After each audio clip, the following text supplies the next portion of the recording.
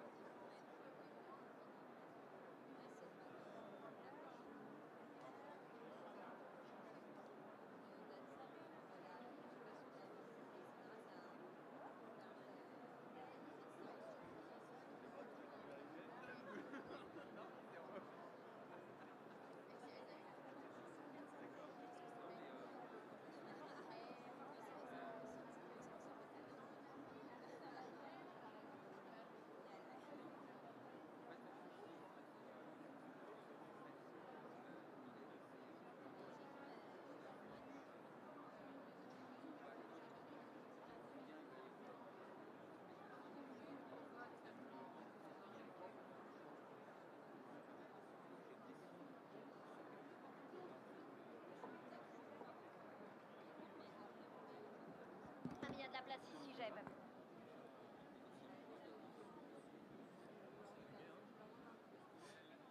Alors, bonjour à tous. Alors, je vous invite à vous installer, peut-être laisser les membres du jury s'installer devant si c'est possible. Oui, voilà, les membres du jury. Je vais laisser la parole au président de la conférence pour accueillir et le jury et les équipes, qu'on est vraiment ravis et très heureux que vous soyez présents aujourd'hui. Merci Céline, merci, bonjour à tous. Juste un petit mot pour vous dire qu'on tenait beaucoup à cette thématique cette année de l'accès aux soins, les CHU, acteurs majeurs de l'accès aux soins.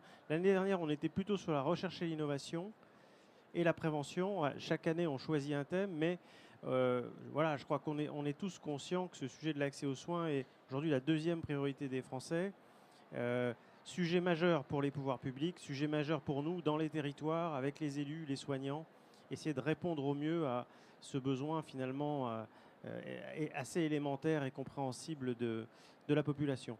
Et puis je voulais remercier le jury de prestige, qui nous fait l'honneur de structurer ce prix qui sera remis par nos financeurs. Et il fallait en effet qu'on puisse distinguer au sein des CHU, c'est ce qui a été fait, par appel à projet, les équipes qui nous paraissaient les plus innovantes sur ce sujet de l'accès aux soins, de façon à ce que ce jury puisse décider finalement des lauréats. Voilà. Je vous remercie infiniment et je souhaite de bons pitchs, de belles présentations. Alors, je complète les remerciements pour remercier les 3 mutuelles qui accompagnent, qui ont aussi pris le temps d'être dans le jury et qui financent les prix qui vont être remis ce soir par Monsieur le ministre de la Santé et de l'Accès aux soins. Donc on a cette chance que le ministre nous fasse l'honneur de venir remettre les prix. Et puis je remercie les équipes parce qu'il y a eu une grosse mobilisation dans les CHU qu'on a même régulé. L'année dernière, on avait eu 70 réponses. Donc on a régulé cette année, on a eu 35 réponses sur ce sujet de l'accès aux soins. Et ça montre à quel point ce sujet préoccupe et les Français, mais aussi les professionnels de santé et les soignants. Donc quelques éléments sur les règles du jeu. Donc on a 3 équipes qui ont été retenues et 4 équipes coup de cœur, puisque j'ai eu du mal aussi à réguler le jury qui a eu du mal à se positionner. Donc l'enjeu aujourd'hui, c'est de classer ces 3 équipes que je remercie d'être présentes. Et la règle du jeu qu'on s'est donnée, parce que le temps, on en manque tous, c'est d'être capable de présenter son projet en 5 minutes. Donc je remercie Reliance qui nous a accompagnés pour préparer les équipes à ce pitch, parce que c'est un exercice compliqué et qui demande finalement pas mal de préparation. Et je remercie les équipes. Donc du coup, pour commencer, j'ai l'impression de faire Cannes, je vais appeler l'équipe de Nice. Rebonjour à tous. Donc, je suis ravie de vous présenter aujourd'hui le projet du CHU de Nice concernant l'accès aux soins, à savoir la responsabilité populationnelle appliquée au diabète de type 2. Diapo suivante. Alors, quand il s'agit de diabète de type 2, eh bien, également aussi, il faut prendre en compte ces facteurs de risque, l'obésité et le surpoids. On est face à un problème de santé publique majeur. Effectivement, les journaux en parlent même telle une épidémie, alors mondiale mais également nationale, avec un nombre de cas de diabète qui ne cesse d'augmenter chaque année en France et des coûts très importants pour notre système de santé. Aujourd'hui, c'est évident, on ne peut plus continuer de cette façon. On se doit de réfléchir autrement pour travailler différemment. Diapo suivante. Alors, en plus, dans un système cloisonné, fragmenté, avec peu de coordination et des difficultés d'accès aux soins, eh bien aujourd'hui, j'ai envie de vous mettre au défi et de vous dire à vous tous comment vous feriez pour répondre à tous ces enjeux que j'ai évoqués depuis le début en même temps. Alors, eh bien nous, c'est le défi qu'on a décidé de relever au CHU de Nice avec différentes équipes, donc le département de santé publique, le service d'endocrinologie, des équipes du territoire aussi pour travailler différemment et pour innover. Alors maintenant, voilà comment nous, on a fait. Diapo suivante. Alors, en premier lieu, on a sollicité nos partenaires. Partenaires qui d'ailleurs sont réunis depuis un peu plus de 20 ans à travers l'espace partagé de santé publique, qui est un dispositif de partage de connaissances et d'expériences sur notre territoire. On s'est réunis, on a échangé concernant tous ces enjeux, et au final, on s'est dit que le capital de confiance qu'on a réussi à développer depuis toutes ces années, eh bien, on a su l'exploiter. Pourquoi ? Parce que nos partenaires, ils nous ont immédiatement dit oui. Ils nous ont dit oui, on veut travailler différemment, et oui, il faut travailler différemment sur notre territoire, et cet enthousiasme a créé un engouement territorial juste exceptionnel. Diapo suivante.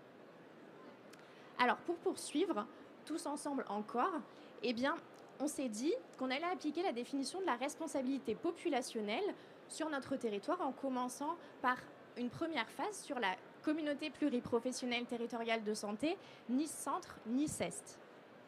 Donc, la démarche de responsabilité populationnelle en un clin d'œil et appuyée par la FHF, vous l'avez à l'écran. On repère, on stratifie la population, on organise les prises en charge, on évalue bien évidemment, et puis on réajuste. Mais ce que j'ai surtout envie de vous dire sur cette démarche, eh bien, c'est que cette démarche, elle nous permet de changer complètement de paradigme. Pourquoi ? Parce que grâce à cette démarche, eh bien, on réunit des mondes qui sont habituellement complètement séparés. D'une part, on a le préventif et le curatif, et d'autre part, la ville et l'hôpital. Et en cela, cette démarche, c'est une véritable innovation pour l'organisation du système de santé, mais aussi pour l'accès aux soins. Donc là, vous allez me dire, bon, la responsabilité populationnelle, c'est génial, mais qu'est-ce que ça donne ? Diapo suivante. Alors, on s'est outillé pour ça, bien sûr, et ça a donné déjà un fabuleux programme de prévention du surpoids et de l'obésité et de promotion de la santé des petits Niçois, programme Amstramgram qui mobilise toutes les associations des quartiers et tous les programmes probants au sein même de ces quartiers, et ça depuis déjà plus de 2 ans. Ça permet aussi une coordination renforcée des actions de dépistage du diabète de type 2 sur le territoire, là où avant elles étaient complètement dispersées. Et aussi, depuis quelques temps maintenant, on a débuté des réunions cliniques. Alors, ce sont des réunions qui réunissent des acteurs de première ligne, donc de la ville, avec des acteurs institutionnels, donc publics, privés, associatifs, des patients partenaires aussi qui sont avec nous, et où tout le monde discute avec des PUPH, par exemple, ce qui se fait habituellement pas de façon générale. Et tous ensemble, on résout des situations complexes concernant les prises en charge. Maintenant, grâce à cette démarche, on se parle, on communique mieux, on se connaît. C'est un projet qui est très humain et un projet qui est vraiment porteur de valeurs. Ce projet, il est concret. Pourquoi ? Parce qu'aujourd'hui, on met en œuvre tout un continuum d'intervention de la promotion de la santé jusqu'à la réadaptation et aux soins palliatifs. Diapo suivante. Alors, notre projet, c'est une démarche qui n'est pas attentiste. On y va, on va chercher les familles dans les quartiers pour les impliquer, les mobiliser avec nous. On se réunit, on réfléchit tous ensemble. Pour le coup, on est motivés, on est passionnés, on fait de la responsabilité populationnelle toujours dans la bonne humeur. Et ce que j'ai envie de vous dire pour conclure, c'est que grâce à la responsabilité populationnelle, aujourd'hui, on est dans la coopération plutôt que dans la compétition. Aujourd'hui, on promeut l'intelligence collective tous ensemble au lieu de l'expertise individuelle. Et tout ça, ça permet d'harmoniser les pratiques pour tous les professionnels du territoire pour, bien sûr, in fine, améliorer la santé de la population de notre territoire et donc favoriser l'accès aux soins. Je vous remercie.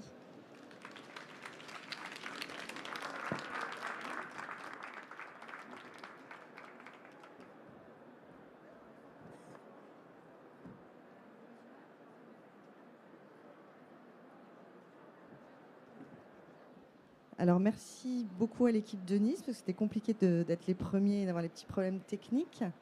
Et du coup, on va laisser la place à l'équipe du CHU de Tours. Merci.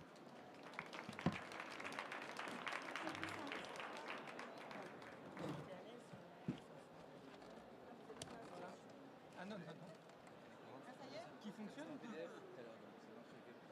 Là, vous avez les deux? Vous avez mis bien la version PowerPoint?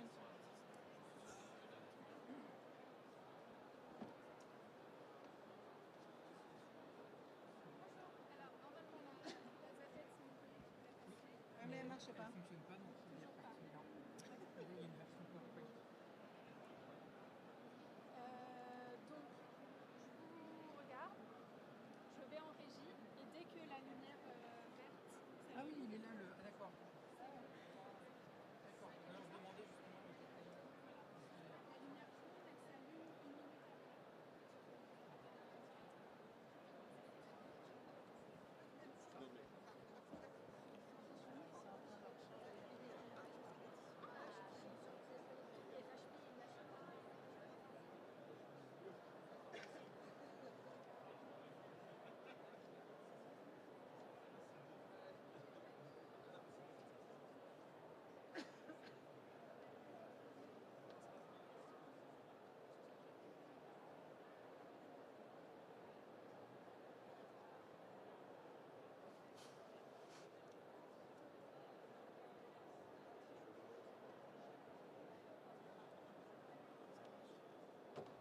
Ça fonctionne?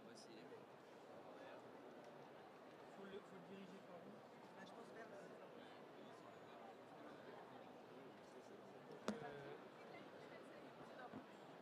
Bon, vous commencez.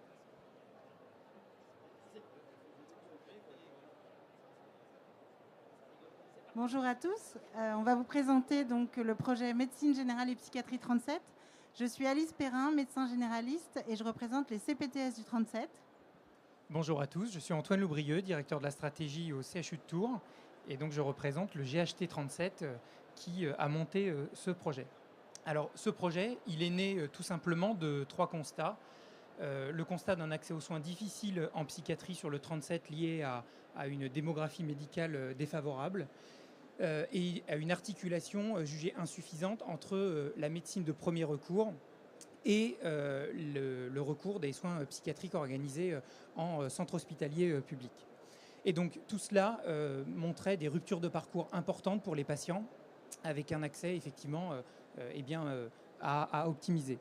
Donc sur cette base-là, les CPTS et le GHT ont travaillé ensemble pour construire une réponse, un projet qui réorganise en fait la gradation des soins en plaçant la médecine de ville comme premier recours aussi des soins de psychiatrie, en lien avec la prise en charge hospitalière, en second recours de la psychiatrie.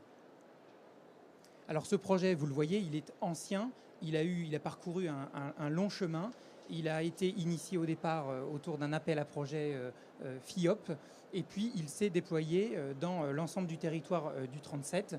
Et aujourd'hui, il a bénéficié d'une valorisation comme projet pépite par la DGOS. Et aujourd'hui, nous sommes en train de travailler la généralisation de ce dispositif sur la région Centre-Val de Loire, mais au-delà également.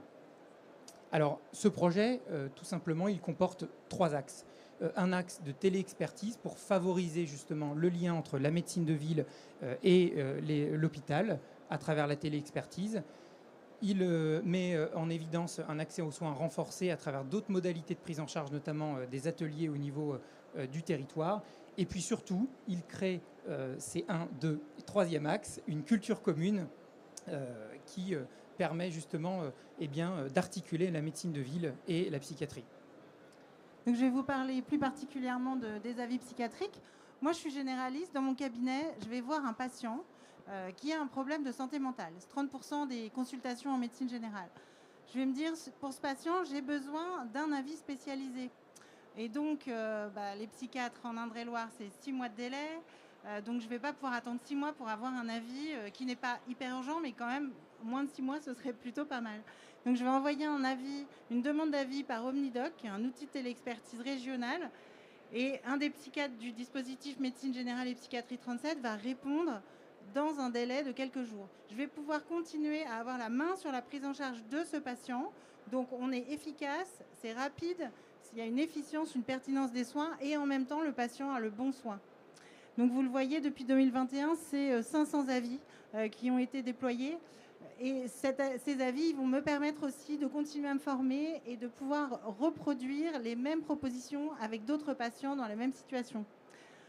Le deuxième axe du dispositif, ce sont des ateliers de thérapie comportementale qui sont déployés dans tout le département, dans des lieux qui ne sont pas des lieux de soins. Donc, on est vraiment dans une déstigmatisation des soins en santé mentale. Et donc, sur ces ateliers, on a pour l'instant la dépression et l'insomnie en indication et bientôt le burn-out si, grâce à ce pitch et grâce à ce prix, nous pouvons déployer ces ateliers burn-out. Donc, je compte sur le jury pour améliorer l'accès aux soins sur le 37. Et donc, ces ateliers sont animés par des psychologues, des professionnels qui sont formés à l'intérieur du dispositif par un des psychiatres. Ce qu'on voit, c'est 650 patients adressés, 345 patients traités, puisqu'en fait, ces patients bénéficient d'une admission, d'un entretien d'admission pour vérifier l'éligibilité et leur motivation à participer au groupe, et une amélioration clinique qui est la même que pour la thérapie individuelle. Et le troisième axe, c'est une montée en compétences des différents professionnels. Je vais aller un peu vite, mais on a des webinaires, par exemple, avec la participation de patients. Et sur le dernier axe, je vais laisser la parole à Antoine. Alors effectivement, en 3 mots finalement, qu'est-ce qu'il faut retenir de ce dispositif? D'abord, c'est une solution pragmatique, simple, qui permet de répondre en mobilisant l'ensemble des acteurs de la chaîne de soins à cette problématique d'accès aux soins en psychiatrie qui est tout à fait importante. Deuxième aspect, c'est un véritable changement de culture. Changement de culture parce que c'est une psychiatrie qui ne s'occupe pas de l'ensemble de la chaîne de soins et qui s'appuie aussi sur la médecine de premier recours pour organiser la réponse aux soins et une réponse efficace avec une logique de gradation qui est réorganisée. Et puis, c'est une solution aussi reproductible et facilement reproductible et je sais qu'on y travaille en ce moment ardemment. C'est ça, on est en train de travailler la généralisation à l'intérieur de la région centre et sur tout le territoire français. On vous remercie beaucoup de votre attention. Merci.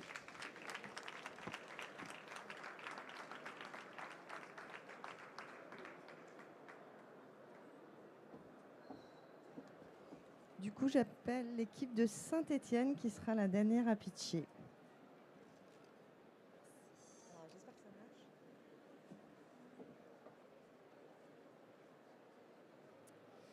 Bonjour, donc moi je suis Angèle, je représente les équipes du CHU de Saint-Étienne et donc je vais vous parler aujourd'hui d'une innovation au service du diagnostic rapide des cancers, CancerDiag. Donc nous avons travaillé à partir d'un constat en 2021 pour essayer d'améliorer ce qui était dit par les patients comme étant un véritable parcours du combattant parfois, et voire même par les professionnels de santé dans le parcours du diagnostic. Donc on ne voulait plus voir des patients arriver trop tard dans la prise en charge du cancer.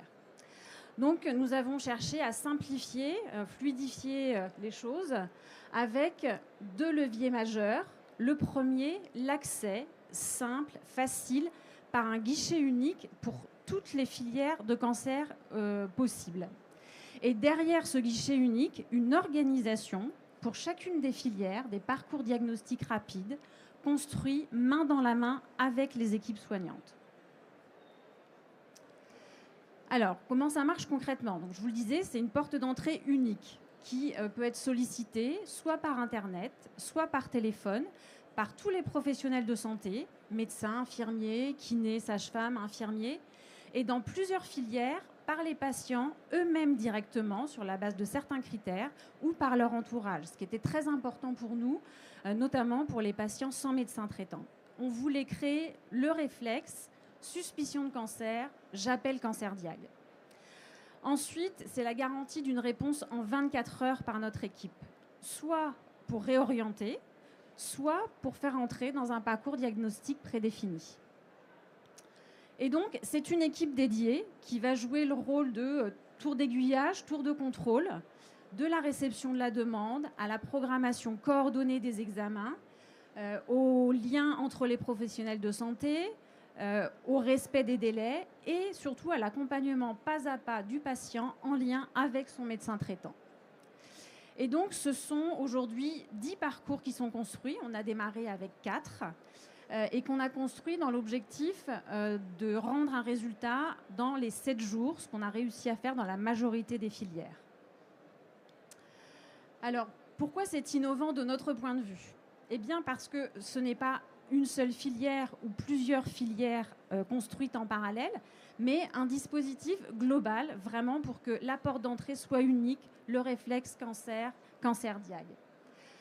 Il est accessible très largement, vraiment on l'a voulu très ouvert à tous les professionnels de ville, mais aussi hospitaliers en partenariat, et par les patients eux-mêmes, notamment pour ceux sans médecin traitant. Il a été co-construit avec la Ligue contre le cancer, que je remercie et qui est là aujourd'hui, et promu par des partenaires comme les CPTS, la CPAM, la MSA ou des mutuelles pour faire largement connaître ce dispositif. Il renforce les liens ville-hôpital assurés par notre équipe en lien avec les professionnels de ville, et il promeut l'implication des patients qui peuvent être autonomes dans la saisie du dispositif. Donc voilà, vraiment notre objectif, ce réflexe, suspicion de cancer, CancerDiag.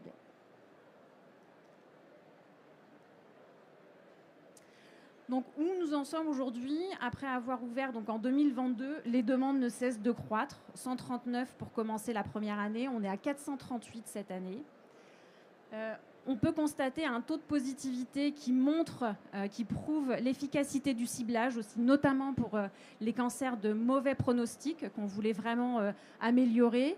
Et donc vous voyez le cancer du pancréas par exemple avec un taux de positivité de 78% qui montre vraiment l'intérêt d'un tel accès pour les patients. Et puis, on arrive à tenir nos délais grâce à toutes les équipes qui sont mobilisées de spécialités, bien sûr, mais aussi d'imagerie, d'anatomopathologie. Et c'est un vrai challenge pour elles et eux. Donc, pourquoi choisir le CancerDiag comme lauréat du prix? Alors, je pourrais faire du deuxième degré en vous disant parce qu'il est né à Saint-Étienne et qui c'est les meilleurs, évidemment, c'est les Verts. Bon, vu les résultats, je vais trouver d'autres arguments, bien sûr. Il y a quelques foot dans la salle. Peut-être parce que nous, on croit vraiment que c'est un service public de santé concret, qui marche, qui démontre des résultats probants aujourd'hui. On se dit que c'est un service qui est né dans un CHU et on a à cœur de le faire connaître parce qu'on pense qu'il est vraiment transférable reproductibles dans d'autres institutions. Et puis nous soutenir, c'est nous encourager à continuer à développer des filières, à mieux faire connaître le dispositif pour que dans les cas qui nous sont proposés, on puisse soit rapidement rassurer les patients ou leur permettre d'arriver plus rapidement dans le traitement des cancers. Et quel que soit votre choix, mesdames et messieurs les jurys, je vous remercie au titre des équipes du CHU. Et c'est déjà une grande chance d'être dans le trio final. Merci à vous.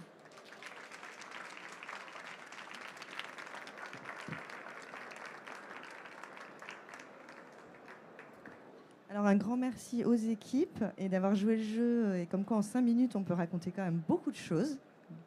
Et fort intéressante. Donc, je remercie le jury. On va prendre un petit temps juste à côté pour classer ensemble. Et je vous donne rendez-vous à 17h15 pour la remise du prix en présence du ministre. Merci à tous.